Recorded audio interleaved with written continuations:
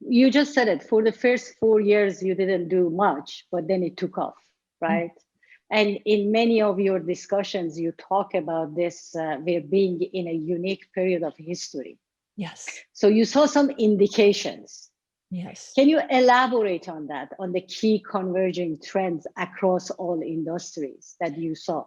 Yes. Well, one of the first things we did in terms of organizing our research department was change the categorizations of research. Right now, in the traditional world, research is very siloed by sector or industry, or even more specialized to sub-industry. And so we're looking at technology, 5 new platforms evolving at the same time that are going to permeate every sector, cutting across sectors.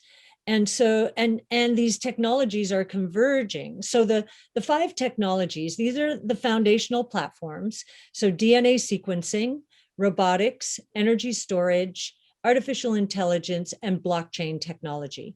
The seeds for all of these platforms were planted in the 20 years that ended in the tech and telecom bubble. And in fact, the technologies, even at the end of that 20-year period, were not ready, and the costs were way too high.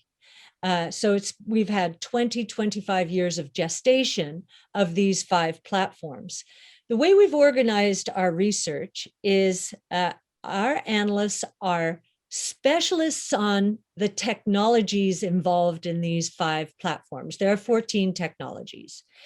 And they are generalists when it comes to sectors and industries or sub-industries. So it's, again, flipping research on its head because technology is permeating every sector, and it is blurring the lines between among sectors and industries. And a really good example of this, which combines 3 of the major innovation platforms, the foundational ones, is what we believe will evolve during the next few years, much sooner than many expect: autonomous taxi networks. That will involve the convergence of 3 platforms. So our research team is very collaborative as well, set up in a different way and very collaborative because these technologies are converging. So autonomous taxi networks, that's the combination of robotics, autonomous vehicles are robots. Energy storage, they will be electric. That is, total cost of ownership of an electric vehicle right now is already lower than a gas-powered vehicle. And artificial intelligence, they'll be powered by AI.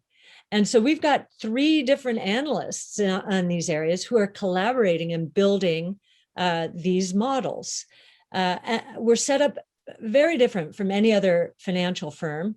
And the other way we're different is our analysts are very young. They have 1 foot in the new world. They just got out of some of the most advanced technology programs in universities today, or they've worked in industry and are bringing those learnings to us. We do not hire, for the most part, MBAs.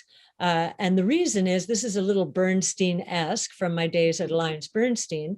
The reason is we believe that it is much easier to teach rocket scientists how to read financial models and how to build them than it would be for us to teach MBAs about rocket science or genomics or artificial intelligence. So I think that's giving us a competitive advantage.